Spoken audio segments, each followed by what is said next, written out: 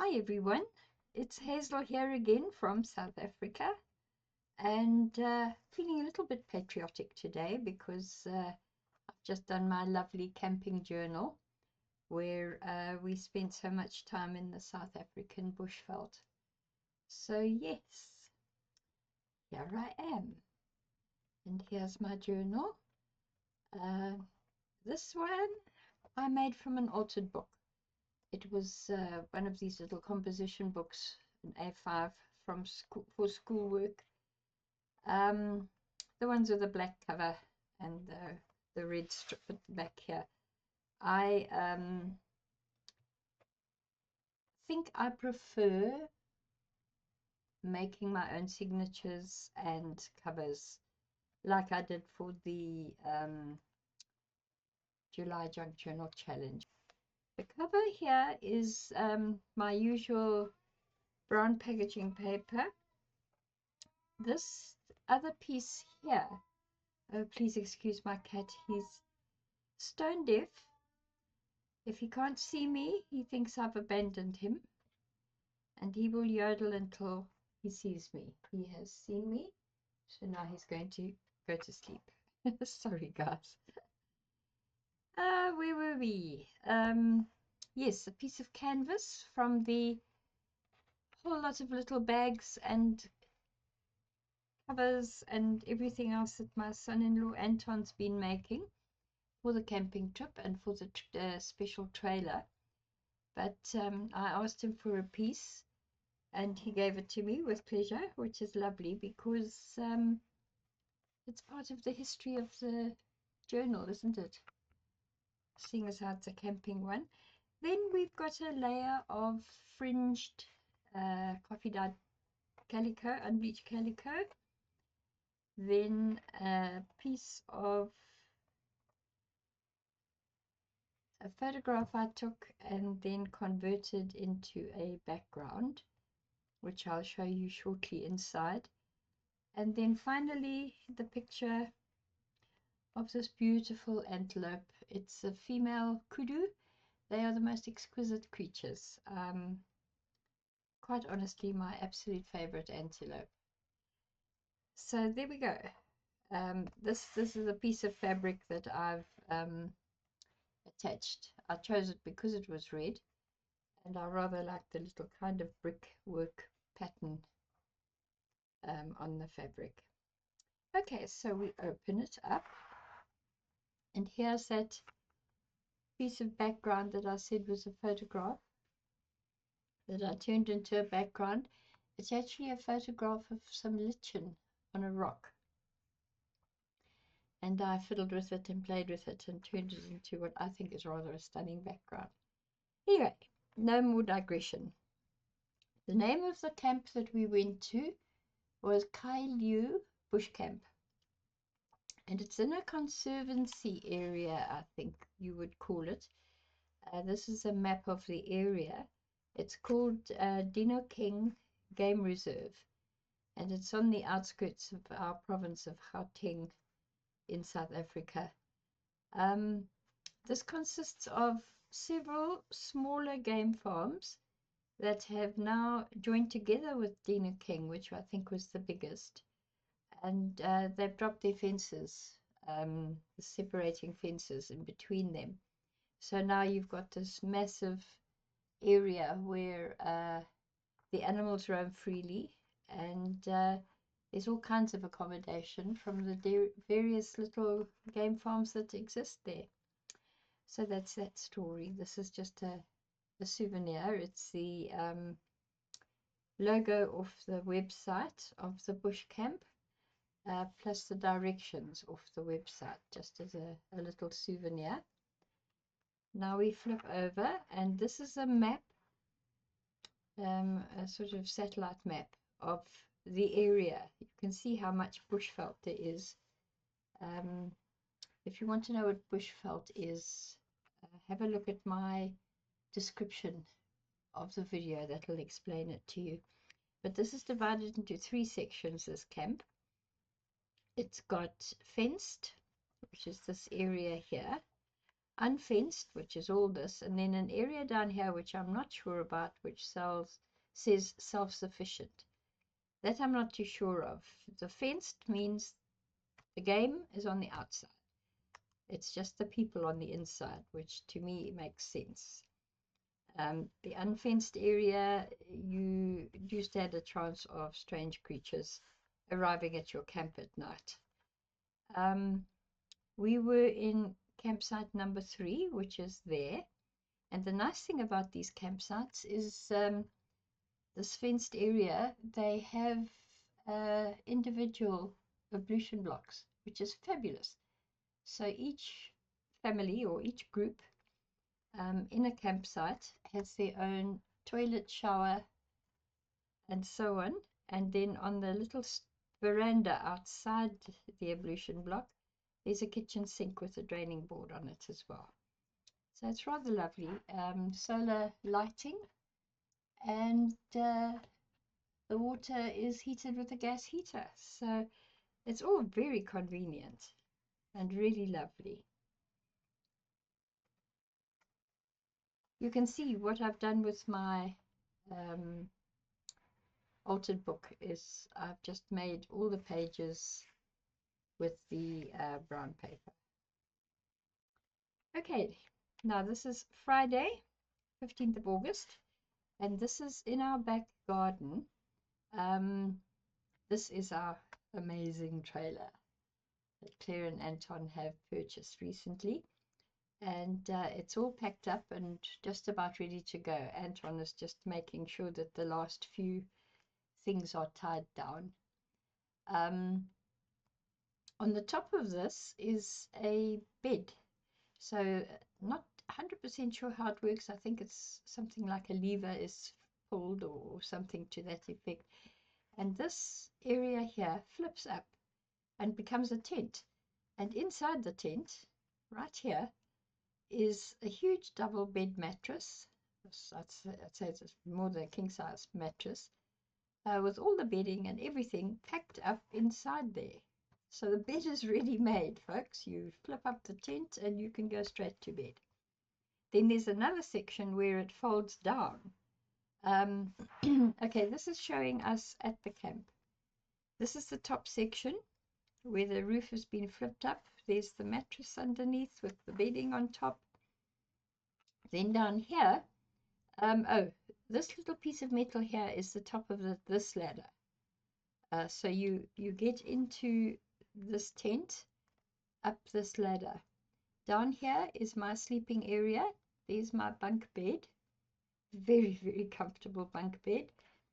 And a lovely little portable camping loo that the kids bought me to take with me so I don't have to walk across the dark to the ablutions in the night, which was fabulous. It worked beautifully, and it was a fantastic addition to the camping kit. Right, so that's the inside of the tent. We only did this much, flipped up the top one and down the bottom one, because we arrived quite late at the camp. The traffic was quite serious, so it took us a while. Anyway, the following morning, which is Saturday, the 16th of August, the kids had already started putting on the exterior tent, and the roof was up, and then they decided that the rest, the outer walls, etc., would be added after breakfast. And there's my daughter Claire, extremely camera shy, but we managed to catch her cooking our brekkie for us. This is the front end of the trailer. You can see the tow bar and everything there. And this is like the technical area. There's all the electrical plugs, the batteries, water tanks, etc. in the nose cone. What else? Okay, now this is the back end of the trailer. You can see the little number plate, the end of the number plate there. Here is the interior of the back of the trailer, and this container holds a fridge and freezer. This is an area, sort of, this is where the the side of the trailer is.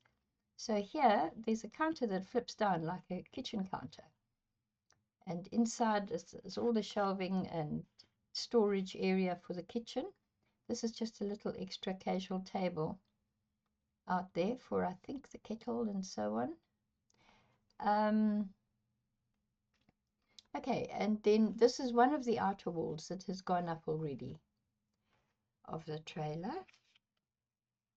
Here is the completed, we call it a yurt because it's not completely round, it's actually oval. But, you know, when all the flaps are down, there's no windows, there's no doors to be seen, and it looks just like a giant yurt sitting there. And inside, you've got all of this. You've got the trailer, you've got the seating, you've got the beds. The whole lot is inside this. So the exterior of the camp is so neat and tidy. It's quite amazing. Right, so now I made a mistake, and I actually should have put this page first and followed it with that page, but I didn't, so we'll just work backwards. This is what keeps me in Africa. This is a sunset. There's nothing to beat it. The colors are real. It's absolutely magnificent. And this is now the Saturday evening. We had braai, which is the South African name for a barbecue. So this is the treasure that is my son-in-law. He's absolutely darling man. I love him to bits. And he's sitting there doing something.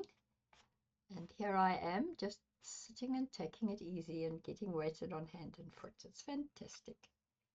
Then here, this says, campfire without toasted marshmallows? Question mark. I think not.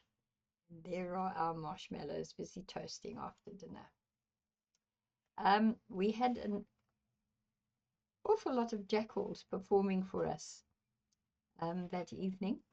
A jackal is this little guy. I've got some information on the back. Jackal, a small to medium-sized canid, doggy type, resembling a cross between a fox and a dog. They're very vocal, they yap and yelp and make a huge racket. But these ones were particularly wild and noisy. I don't know. They sounded more like demented cats than jackals. Anyway. And then, of course, the king of beasts. We did hear the lions.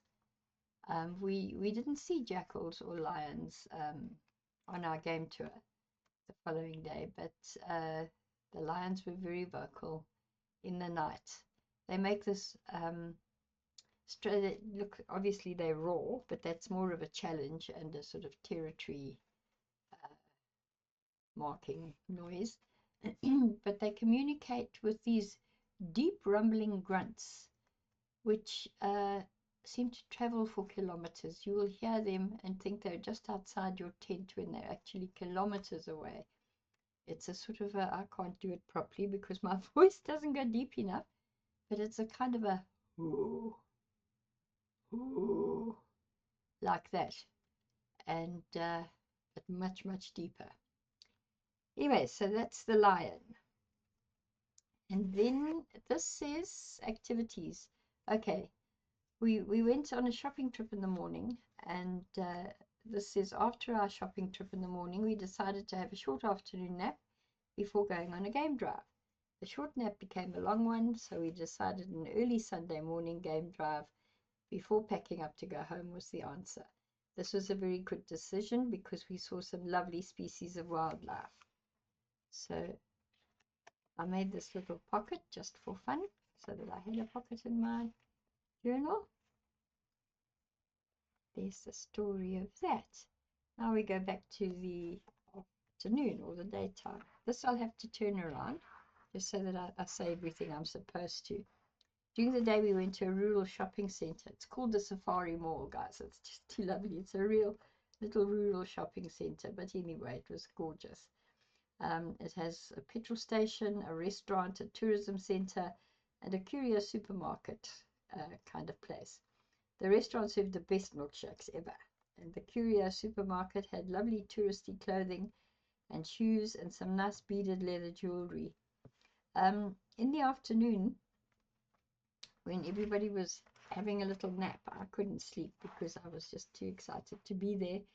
So I just wandered very quietly around the camp and took some photos of interesting things. This tree was so interesting. It's got these little pointy things which look like flower buds, are actually seed pods. And they're so strange because they point straight up.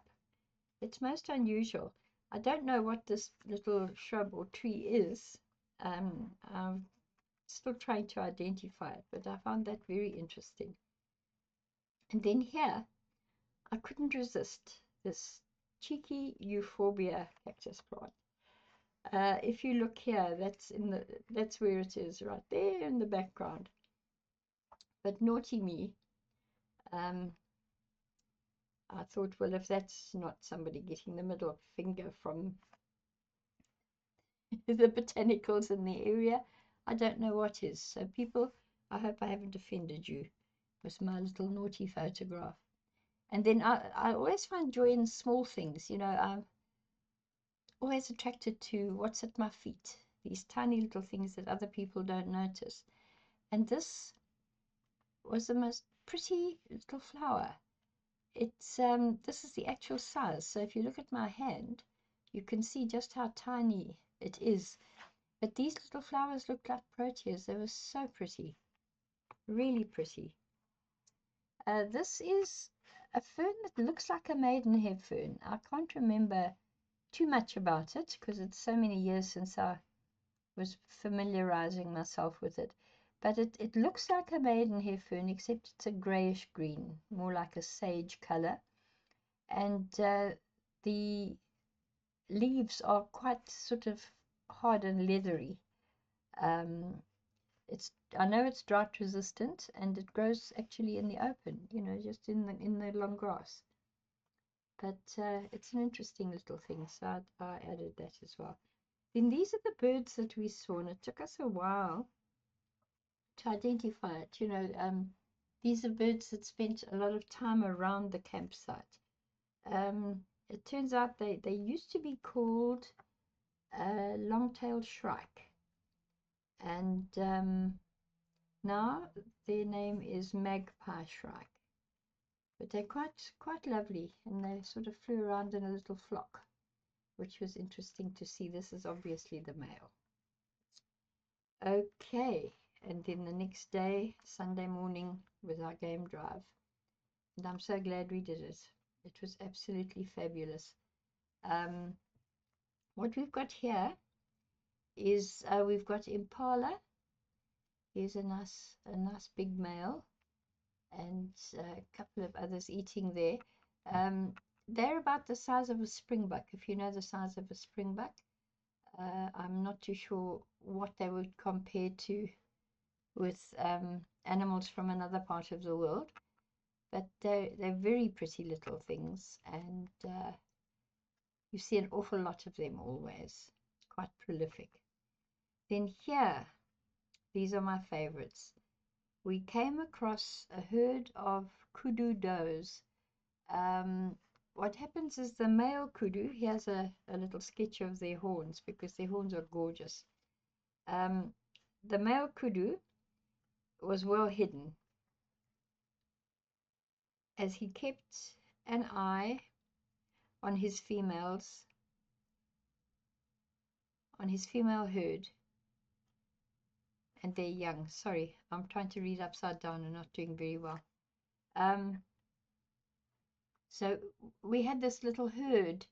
They kind of started crossing the road. We'd pulled over to look at the impala and the one kudu on the side of, you know, on the side of the road in the bush there.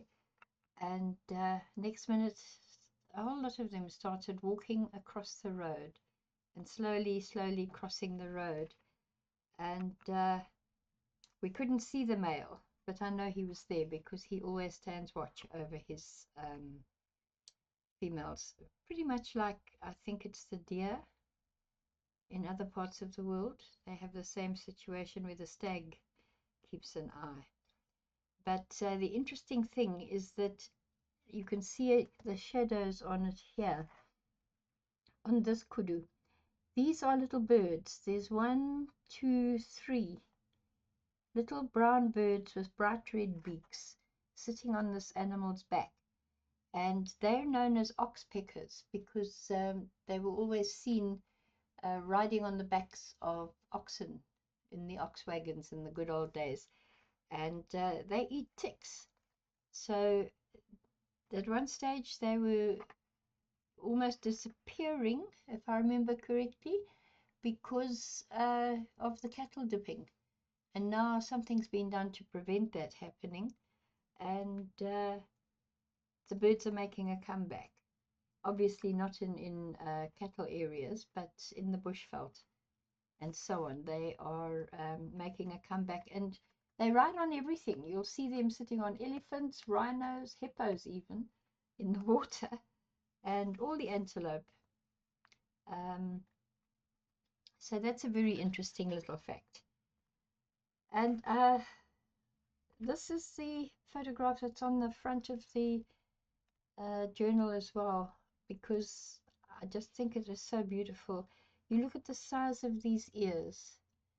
These animals are exquisite. They've got huge ears and eyes and eyelashes almost as long as my fingers, and these long elegant legs. They're absolutely stunning. Kudu are my favorites. They're my absolute favorites. Now we've got a little video. Claire took a video because after we'd watched them all cross the road, Anton pushed the button to close the windows of the vehicle because we were about to pull off again, and that must have startled the male, because next minute all the does lifted their heads and they started walking back across the road, going faster and faster, heading out of what they'd been told was the danger zone. And luckily Claire was able to catch that, which was fantastic, I thought.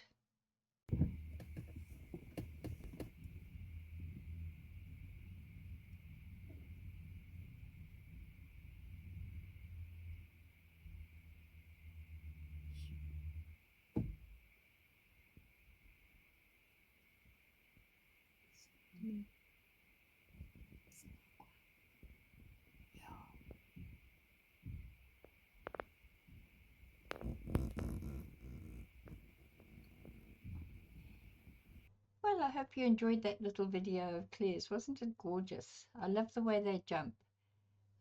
They've been known to land on top of cars in the good old days when animals roamed free.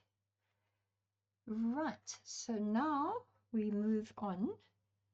We went past a little river, found this little black bird landed in the tree. We think it's a darter. Claire thinks it's a darter, D-A-R-T-E-R. There's an egret. Then this was interesting. It's the skull of, judging by the teeth, we were saying that it must be a predator of some sort. And according to Claire, who knows these things because she did bushcraft,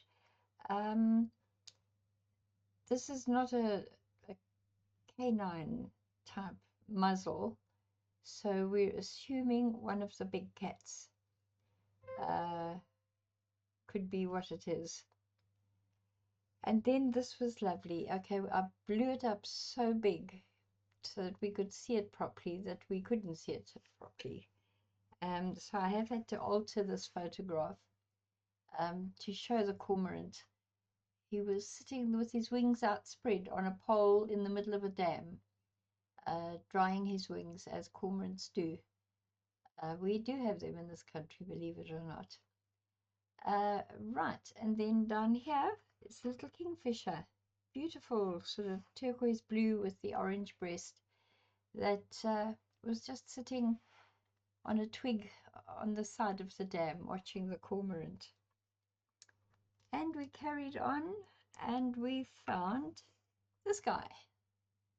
It's not very easy to see, so again, another one that was blown up too much, but so what? And so I've outlined it with a black pen. It's a hornbill. And what I put down here is fans of the Lion King might recognize Zazu, the hornbill, sitting in this tree. Very well camouflaged though, isn't he? And now, the wildebeest.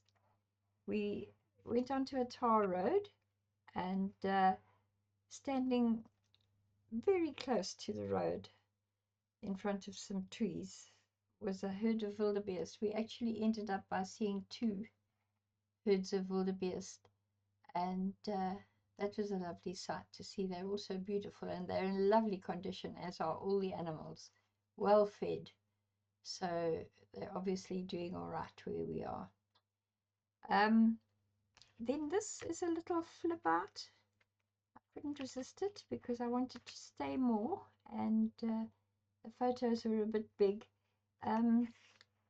We didn't, I'll just pull this out so you can see.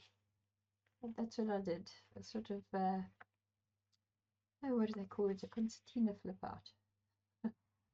The zebra were very far away. We just caught a glimpse of the black and white stripes, and it was impossible to take a photograph that could be recognizable.